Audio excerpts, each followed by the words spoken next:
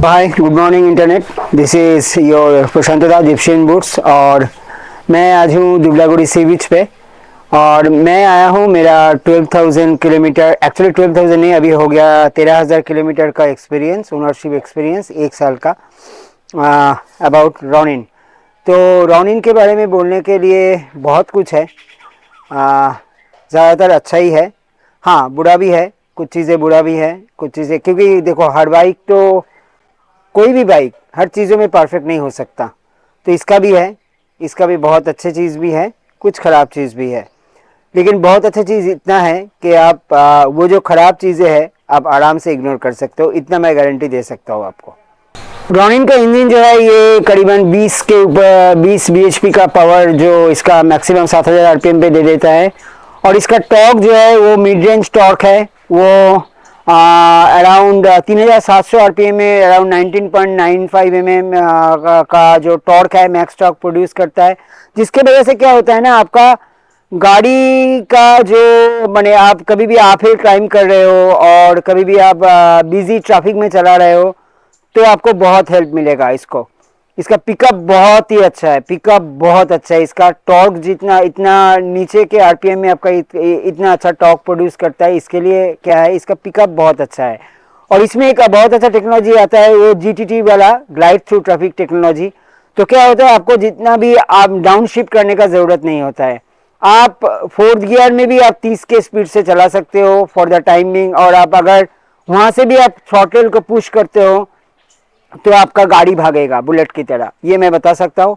जो मुझे एक बहुत अच्छा चीज़ लगता है और जो आपको अपहिल जो क्लाइंबिंग है उसमें भी बहुत सारा हेल्प करता है, ये मिड रेंज टॉर्क। इसका टॉर्क मुझे बहुत एक प्लेजेंट फैक्टर लगता है, बहुत एक बढ़िया फैक्टर लगता है रॉनिन का जो टॉर्क है वो। और इसका टॉर्क के चलते क्या होता है कि इसका मिड रेंज टॉर्क इतना अच्छा है, इसके टॉर्क के चलते क्या होता है कि आपका 0 to 80 स्पीड जो है वो बहुत जल्दी गेन होता है। उसके बाद 90 भी हो जाता है। 90 से लेकर जो आपका 110 तक 115 तक का जो सफ़र है वो थोड़ा स्लो है, क्योंकि इंजन जो है इसका ये स्क्वायर इंजन है। तो इसके वजह से क्या होता है, उसके बाद का जो स्पीड है उसके लिए आपको खुला रोड चाहिए कि आपको वो स्पीड पकड़ने के लिए। तो 90 तक ये एक बहुत अच्छा पकड़ता है, बहुत कम टाइम पे ये स्पीड पकड़ लेता है। लेकिन 90 से अगर 100-110 तक आप जाना चाहते हो तो आप का जो टाइम जो है वो थोड़ा टाइम ज़्यादा लेता है, क्योंकि ये एक स्क्वायर इंजन है।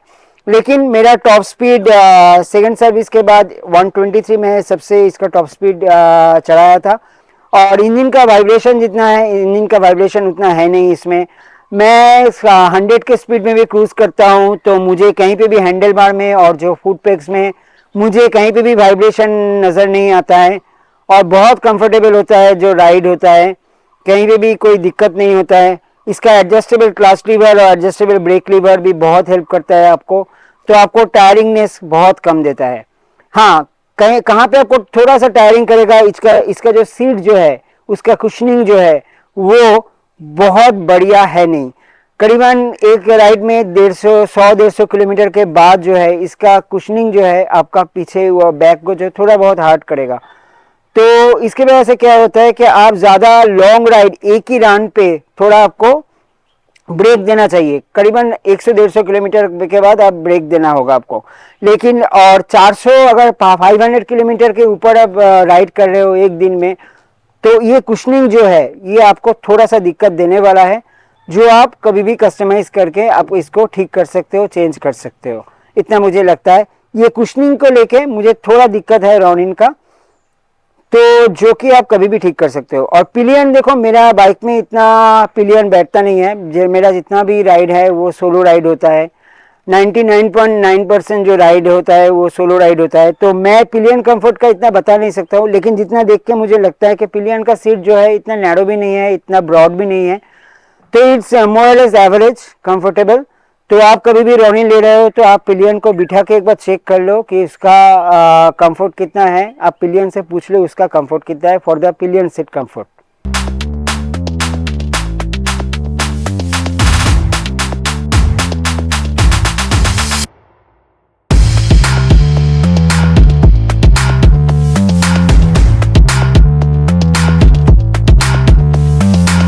तो रॉनिन का ग्राउंड क्लियरेंस जो है वो है 181 का ग्राउंड क्लियरेंस है, और जो ग्राउंड क्लियरेंस बहुत ही बढ़िया है, क्योंकि इंडियन रोड्स जो है नेशनल हाईवे को छोड़ के जितना भी स्टेट हाईवेज है, गांव के रोड्स है, और तो वहाँ पे बहुत बड़े बड़े बम्पर्स रहते हैं। तो जो बम्पर्स ऐसे बनाते हैं वो लोग कि जैसे आप ट्रक ही सिर्फ गुजरने वाला है या तो कोई एसयूवी गुजरने वाले हैं, तो वो तो हम लोगों के बारे में सोचता नहीं है। तो उस जगह पे Ronin with all the luggage बहुत अच्छा काम करता है। कहीं पे भी आपको बम्प्स पे जो गाड़ी का निचला हिस्सा जो टकराने का कोई भी चांसेस नहीं रहता है। और इवन मैं जो ऑफ रोड किया हूँ गुरुदांगमा रूट पे, उसमें भी कोई नीचे पत्थर वगैरह का कोई चांसेस नहीं लगा। मैं जितना भी गाड़ी गया है, जितना भी ऑफ रोड में गया है, कहीं पे मुझे कोई दिक्कत नहीं हुआ गाड़ी का ग्राउंड क्लियरेंस को लेकर। तो रॉनिन का जो सीट हाइट है वह 795 mm। तो कोई भी 5 फीट 4 या 5 के ऊपर के बंदे आराम से इसको गाड़ी को चला सकता है, कोई भी दिक्कत नहीं है। तो 5 के बंदे के लिए भी ये गाड़ी आराम से कंफर्टेबल है, कोई दिक्कत नहीं है।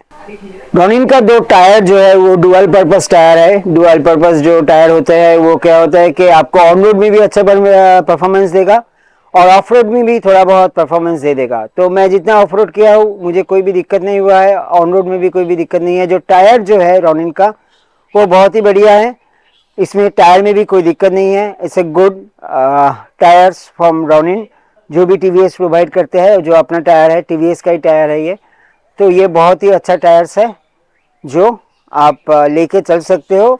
और ख़रीदने के बाद आपको चेंजेस कराने की, ऑफ रोड के लिए भी थोड़ा बहुत ऑफ रोड करने के लिए भी आपको चेंजेस कराने की कोई ज़रूरत है नहीं।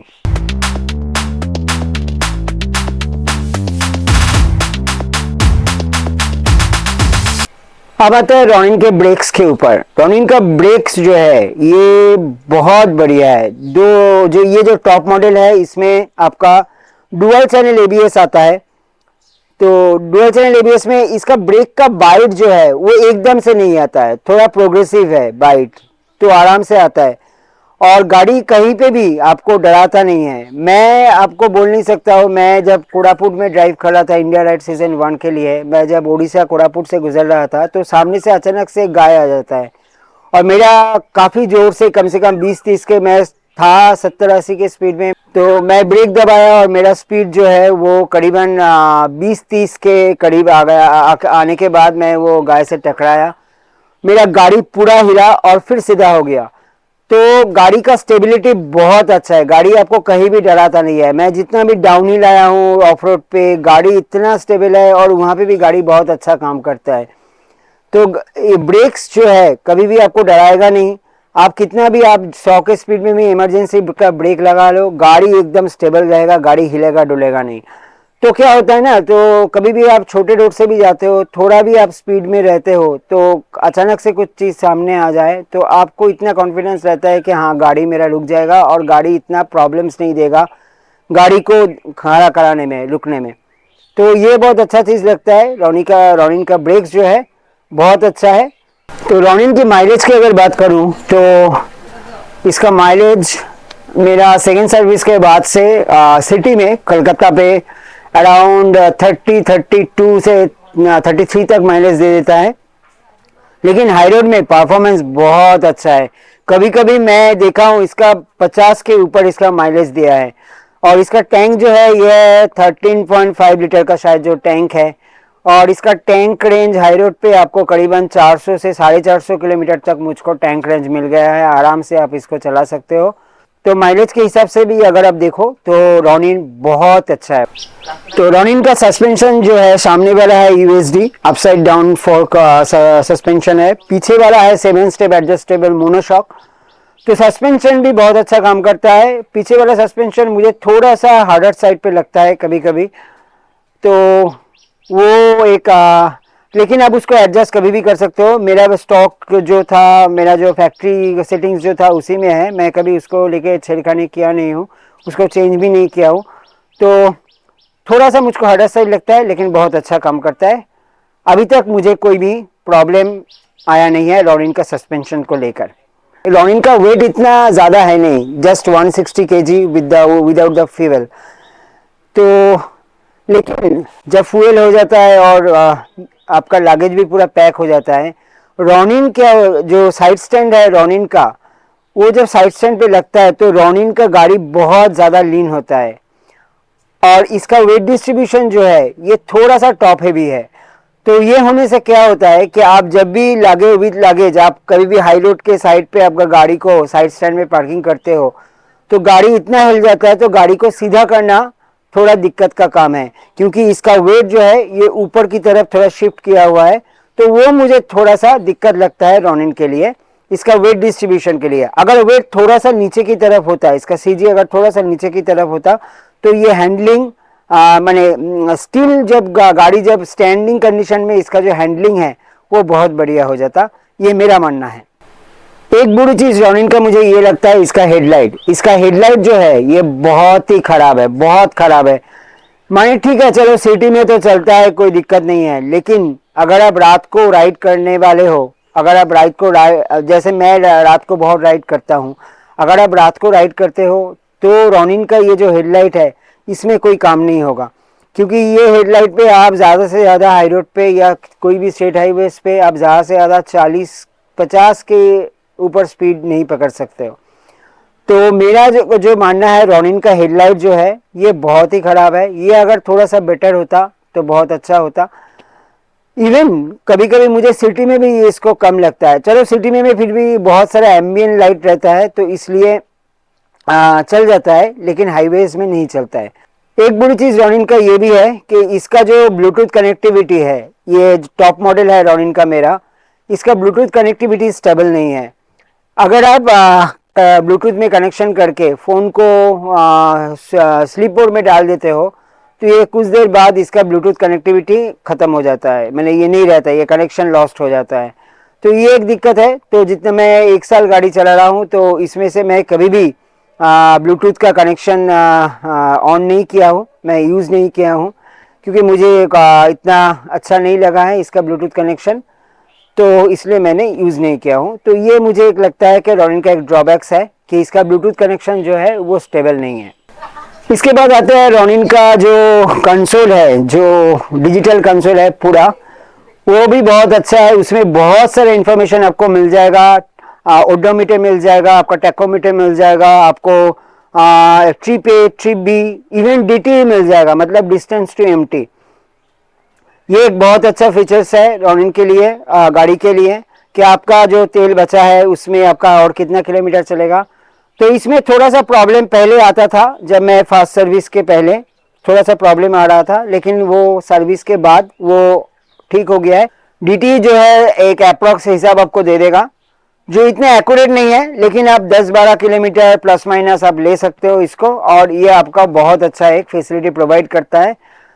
आपका राइड में एक एक्स्ट्रा इन्फॉर्मेशन देता है जो आपका राइड में हेल्प करता है। और जितना भी इन्फॉर्मेशन इसका कंसोल में आता है, जो भी फॉन्ट स्टाइल है, इसका साइज जो है वो आराम से रीडेबल है। इतना सारा इन्फॉर्मेशन होने के बाद भी हर इन्फॉर्मेशन आप रीड कर सकते हो प्रॉपरली आप जब राइड कर रहे हो। इवन टाइम भी है, तो एवरीथिंग आप एक गियर इंडिकेटर्स है, सब कुछ आप आराम से रीड कर सकते हो। बहुत लोग बोलते हैं कि रोनिन का साउंड जो है, एग्जॉस्ट साउंड जो है वो बहुत लोगों को बोरिंग लगता है, लेकिन मुझे बहुत अच्छा लगता है। रोनिन का एग्जॉस्ट साउंड आपका बहुत बेसी है, बहुत बेसी साउंड है। और सबसे अच्छा लगता है जब आप इसका थ्रॉटल छोड़ते हो, इसका जो डाउनशिफ्ट का जो साउंड जो आता है, वो आइडल जो साउंड आता है वो बहुत बढ़िया लगता है। वो इतना अच्छा लगता है मुझको, आप पूछो ही मत।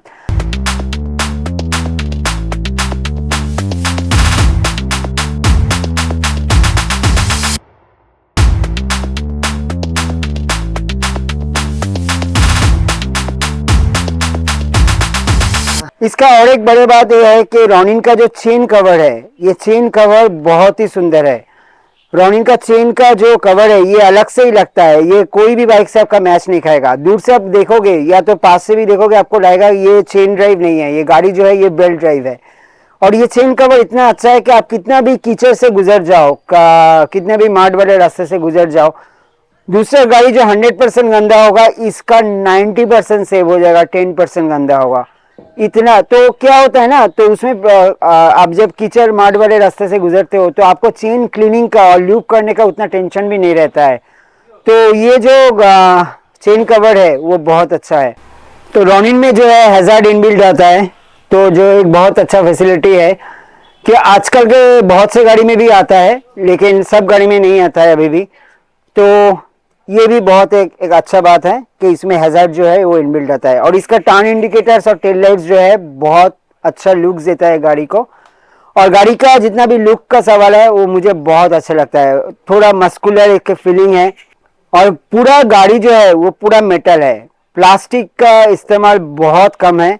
पूरा इसका टेल का पीछे का हिस्सा, इसका टैंक, इसका साइड का हिस्सा सब इसका मेटल है। मडगार्ड जो है सब मेटल है। तो गाड़ी का जो एक फील है, एक जो है ना ये गुड क्वालिटी गाड़ी का जो फील आता है वो रॉनिन आपको दे देता है। एक चीज़ रॉनिन का ये भी मुझे दिक्कत होता है कि इसका टर्निंग रेडियस जो है वो बहुत बड़ा है। गाड़ी इतना बड़ा नहीं है, गाड़ी का व्हील बेस जो है इतना बड़ा नहीं है, लेकिन इसका टर्निंग रेडियस बहुत बड़ा है। इसका हैंडल जो मैन्यूवर करता है वो उसका मैन्यूवरिंग जो एंगल है वो बहुत कम है। तो इसके वजह से क्या होता है, इसका गाड़ी का टर्निंग रेडियस बहुत बड़ा है। तो कभी भी आप हिल में हो, हिल रोड पे हो कि और जो जहाँ पे आपको टर्न करना है गाड़ी को थोड़ा नैरो रोड पे, तो वहाँ पे ये दिक्कत आता है। तो यही है मेरा रॉनिन का रिव्यू। अगर आपको रिव्यू अच्छा लगा तो लाइक ज़रूर कर देना। और कोई भी पॉइंट अगर मिस हो गया हो, कोई भी पॉइंट आपको लगता है कि जो जिसका जिक्र मैंने इस रिव्यू में किया नहीं है या मैं भूल गया इसको जिक्र करने में, तो आप कमेंट बॉक्स में ज़रूर बता सकते हैं मुझको और मैं आपको कमेंट बॉक्स में उसका जवाब दे दूंगा। तो ओवरऑल रॉनिन को मैं दूंगा 5 में से 4 स्टार। मुझे बहुत बढ़िया लगता है। अगर आप रॉनिन खरीदने की सोच रहे हो तो आप आराम से सोच सकते हो। अब अगर आप 225 सीसी के सेगमेंट में आप कोई भी गाड़ी लेना चाह रहे हैं तो आप रॉनिन को हमेशा कंसीडर कर सकते हो। ये मैं आपको बता सकता हूँ एज ए 1 साल बाद और 13,000 किलोमीटर को रॉनिन को चलाने के बाद मुझे बहुत अच्छा लगता है। इसमें बुराई है, थोड़ा बहुत बुराई है, लेकिन अच्छा ही इतना ज़्यादा है, you will love this bike, इतना मैं कह सकता हूँ आपको। तो मेरा रॉनिन का एक बंगाली रिव्यू भी मेरा चैनल में मौजूद है। तो जो मेरा बंगाली व्यूअर्स है, आप अगर बंगाली में वो रिव्यू देखना चाह रहे हो तो आप जाके ज़रूर चेक कर सकते हो। मैं आई बटन में उसका लिंक दे दूंगा। Go and check my Bengali review also, अगर आपको बंगाली में पसंद आ रहा है। और चैनल को सब्सक्राइब कर दो, बेल आइकन में हिट कर दो, और ताकि आने वाला जितना भी वीडियोस है आपको नोटिफिकेशन मिलता रहे। और चलो आज के लिए इतना ही, और do take good care of yourself. Take care, tata, bye bye, bye bye.